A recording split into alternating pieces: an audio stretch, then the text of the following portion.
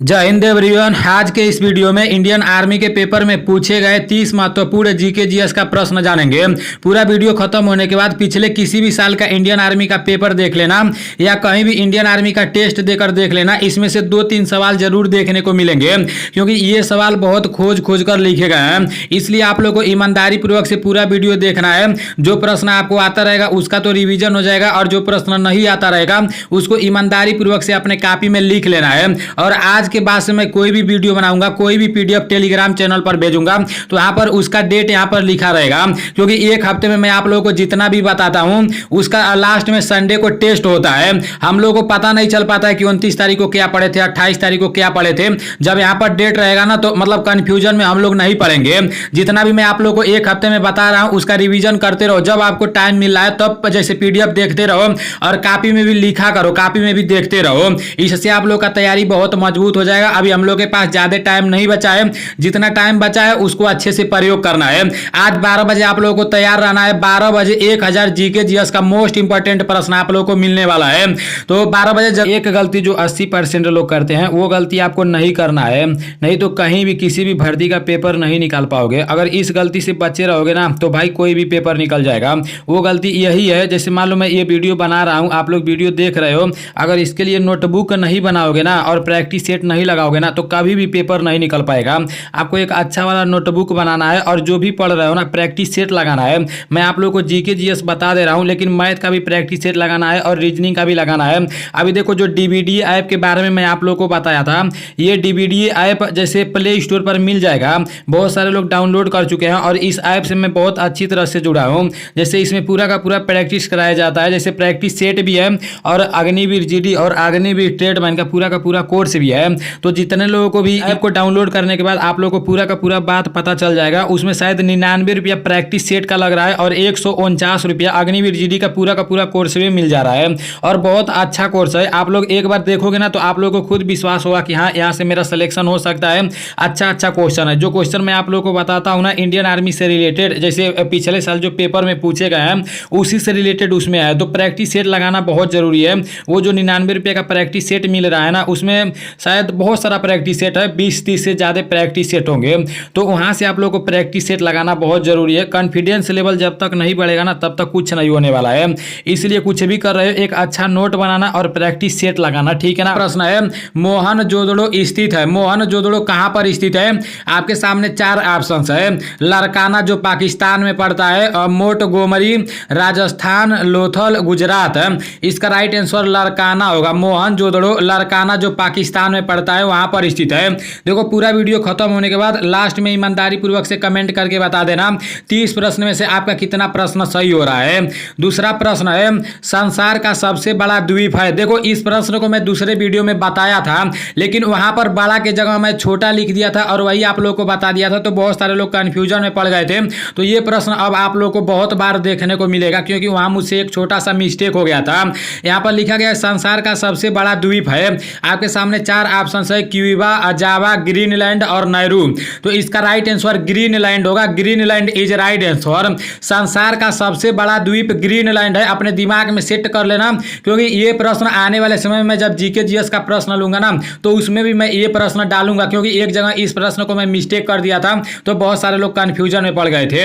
अब कहीं भी मतलब दिखेगा ये प्रश्न तो आप लोग का गलती नहीं होना चाहिए। संसार का सबसे बड़ा द्वीप ग्रीनलैंड है और संसार का सबसे छोटा द्वीप नौरू है। दोनों प्रश्न एक ही जगह लिया, ये बड़ा है और ये छोटा है, ठीक है ना। नेक्स्ट प्रश्न है जैन गुरुओं को स्वामी महावीर से पहले क्या कहते थे? आपके सामने 4 ऑप्शन है, ये भी मोस्ट इंपॉर्टेंट प्रश्न है। पहला ऑप्शन है भिक्षु, दूसरा है महर्षि, तीसरा है महापुरुष, चौथा है तीर्थकर। इसका राइट आंसर तीर्थकर होगा। तीर्थकर इज राइट आंसर। नेक्स्ट प्रश्न है गुरु नानक देव का जन्म कहाँ हुआ था? आपके सामने 4 ऑप्शन है, पटना, नांदेड़, तलवंडी, आनंदपुर। इसका राइट आंसर तलवंडी होगा। Talwandi is right answer. Guru Nanak Dev का जन्म कहाँ हुआ था? तलवंडी में हुआ था। अपने दिमाग में सेट कर लेना। नेक्स्ट प्रश्न है रानी लक्ष्मीबाई के घोड़े का नाम क्या था?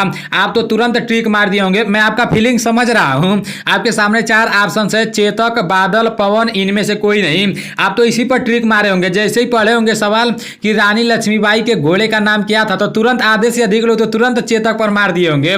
लेकिन आप लोग को ऐसा गलती नहीं करना है, पहले समझना रहा है, यहाँ पर रानी लक्ष्मीबाई का घोड़े का नाम पूछ रहा है और आप लोग महाराणा प्रताप के घोड़े का मतलब ट्रिक मार दोगे, तो ये गलत आंसर है। इसका राइट आंसर पवन होगा। रानी लक्ष्मीबाई के घोड़े का नाम क्या है? पवन है। पवन इज राइट आंसर। और महाराणा प्रताप के घोड़े का नाम क्या था? चेतक था। ये दोनों प्रश्न आप लोग को याद रखना है, दोनों मोस्ट इंपॉर्टेंट है। नेक्स्ट प्रश्न है, बांटो और राज करो की नीति किसने अपनाई? आपके सामने चार ऑप्शन है, Lord Curzon, Lord Minto, Lord Dalhousie और नीचे है लॉर्ड वेलेजली। तो इसका राइट आंसर लॉर्ड कर्जन होगा। Lord Curzon is right answer. Next प्रश्न है, महात्मा गांधी ने असहयोग आंदोलन किस वर्ष किया? आपके सामने चार ऑप्शन है, 1920, 1919, 1922, इनमें से कोई नहीं। इसका राइट आंसर 1920 होगा। 1920 में महात्मा गांधी ने असहयोग आंदोलन का शुरुआत किया। महात्मा गांधी से हर साल इंडियन आर्मी के पेपर में एक प्रश्न पूछा जाता है। कभी पूछ लिया जाता है महात्मा गांधी की मृत्यु कैसे हुई, कभी पूछ लिया जाता है महात्मा गांधी को गोली मारने वाले का नाम क्या है, कभी पूछ लिया जाता है महात्मा गांधी का समाधि स्थल का नाम क्या है, कभी महात्मा गांधी का जन्म के बारे में पूछ लिया जाता है। तो महात्मा गांधी से जितना भी इंपॉर्टेंट प्रश्न बनता है, आप लोग को उसको लेकर परेशान होने की जरूरत नहीं है। किसी वीडियो में पूरा का पूरा प्रश्न ला दूंगा। नेक्स्ट प्रश्न है, काकोरी डकैती घटना के नायक कौन थे?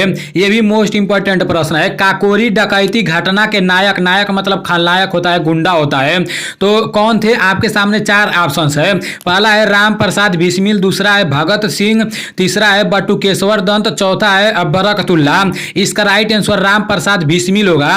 राम प्रसाद बिस्मिल जी काकोरी डकैती घटना के नायक थे, मतलब गुंडा थे। तो इसको आप लोग अपने दिमाग में सेट कर लेना है।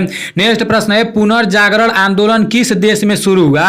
आपके सामने चार ऑप्शंस है, इंग्लैंड, फ्रांस, इटली, स्पेन। इसका राइट आंसर इटली होगा। Italy is right answer. Next प्रश्न है, भारत का संविधान कब लागू हुआ? ये तो आप सभी लोगों को पता होगा। आपके सामने चार ऑप्शंस है, 26 जनवरी 1948, 26 जनवरी 1950, 26 जनवरी 1951, 15 अगस्त 1947। इसका राइट आंसर 26 जनवरी 1950 होगा। 26 जनवरी 1950 को भारत का संविधान लागू हुआ। मोस्ट इंपॉर्टेंट प्रश्न है, ये तो इंडियन आर्मी के पेपर में मतलब पूछे ही जाएंगे, यही सोचकर आपको इसको याद करना है, ठीक है ना। अभी नेक्स्ट प्रश्न है, उच्च न्यायालय के न्यायाधीशों को कौन हटा सकता है? यह भी मोस्ट इंपॉर्टेंट प्रश्न है। अभी मैं डीबीडी ऐप पर जब टेस्ट दे रहा था तो सेम यही वाला प्रश्न आया था और इंडियन आर्मी के पेपर से यह प्रश्न उठाया हूं। यहां पर लिखा गया है, उच्चतम न्यायालय और उच्च न्यायालय के न्यायाधीशों को कौन हटा सकता है? आपके सामने चार ऑप्शन है, राष्ट्रपति, संसद, संघीय मंत्रिपरिषद, उच्च न्यायालय का मुख्य न्यायाधीश। इसका राइट आंसर संसद होगा। संसद इज राइट आंसर। नेक्स्ट प्रश्न है, किस ग्रह के अधिक उपग्रह हैं? आपके सामने चार ऑप्शन है, मंगल, बृहस्पति, बुध, शुक्र। इसका राइट आंसर बृहस्पति होगा। बृहस्पति के सबसे ज्यादा उपग्रह हैं। और देखो, ग्रह से एक प्रश्न जरूर पूछे जाते हैं, तो किसी दिन ग्रह का भी जितना इंपॉर्टेंट प्रश्न है ना, जैसे लाल ग्रह किसे कहते हैं, नीला ग्रह किसे कहते हैं, पृथ्वी का जुड़वा बहन किसे कहते हैं, तो वो सारी चीजें मैं आप लोग को एक वीडियो में दे दूंगा। उससे भी आप लोग को काफी ज्यादा मदद मिल जाएगा। अभी आप लोग को धैर्य रखना है। एक ही दिन तो मैं सब कुछ नहीं आप लोगों को बता पाऊंगा, लेकिन धीरे धीरे मैं कोशिश करूंगा कि सारी चीजें आप लोगों को बता दूं। अभी 20 से 22 दिन का टाइम है, ठीक है ना। नेक्स्ट प्रश्न है, भारत विश्व में किसका सबसे बड़ा निर्यातक है? आपके सामने चार ऑप्शन है। देखो, ये मैं बहुत बार करा चुका हूं, आप लोगों को प्रश्न समझने का जरूरत है। इसको आप लोगों को गलती नहीं करना है। अगर ये वाला गलती हो जाएगा ना, तो आपके इतना मूर्ख कोई नहीं है। कई बार बता चुका हूं भाई, बुरा नहीं मानना, लेकिन मैं इसको कई बार बता चुका हूं। भारत विश्व में किसका सबसे बड़ा निर्यातक है?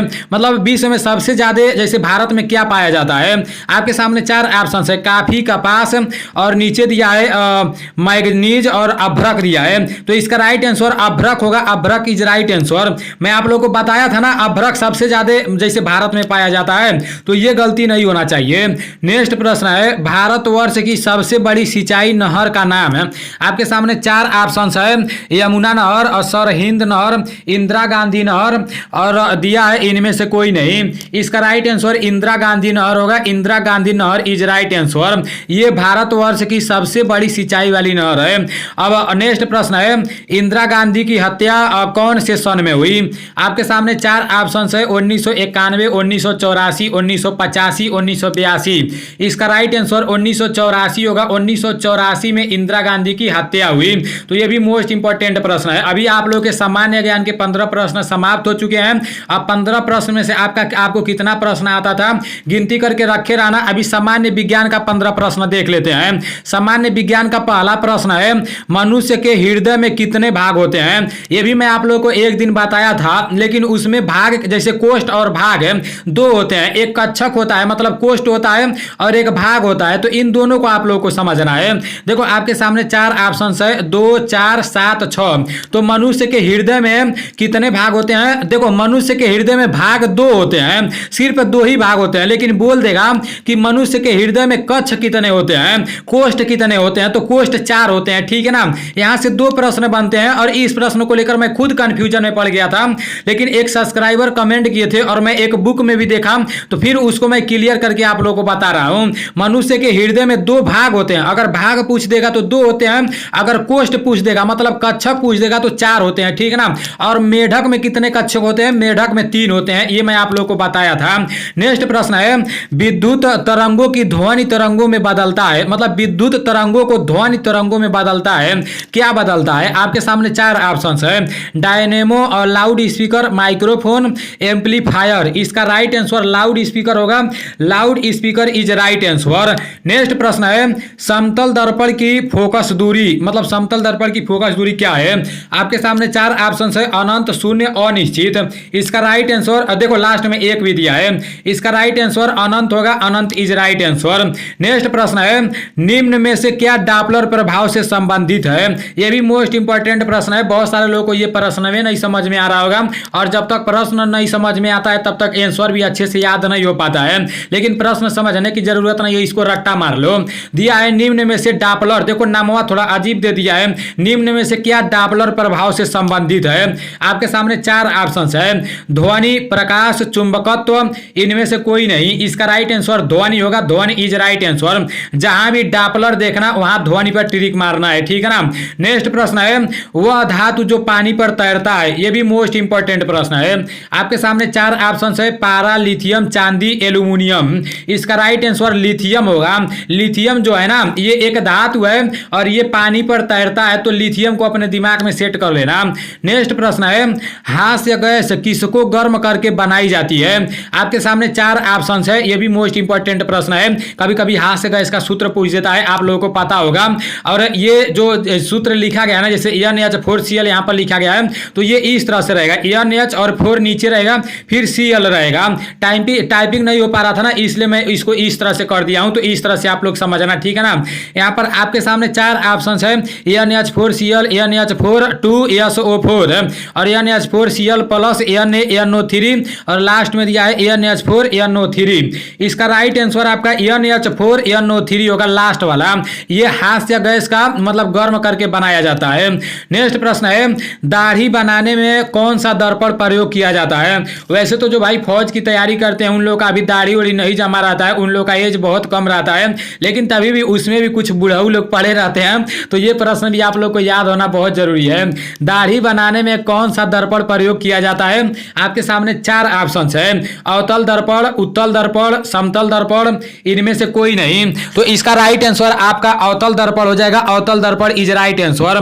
दाढ़ी बनाने में कौन सा दर्पण का प्रयोग किया जाता है, अवतल दर्पण का। जैसे हम लोग के घर में जो शीशा लगा होता है, हम लोग अपना चेहरा देखते हैं, तो वो कौन सा दर्पण रहता है, अवतल दर्पण रहता है। ठीक है ना। इसको अपने दिमाग में सेट कर लेना।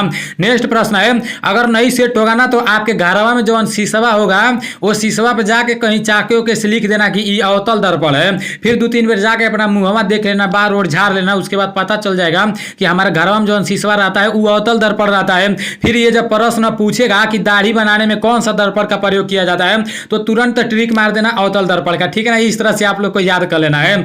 नेक्स्ट प्रश्न है टेलीस्कोप का प्रयुक्त किया जाता है, किसके लिए किया जाता है। आपके सामने 4 ऑप्शन है पास की वस्तुओं को देखने के लिए, दूर की वस्तुओं को देखने के लिए, छोटी वस्तुओं को देखने के लिए, इनमें से कोई नहीं। इसका राइट आंसर दूर की वस्तुओं को देखने के लिए होगा। दूर की वस्तुओं को देखने के लिए इज राइट आंसर है।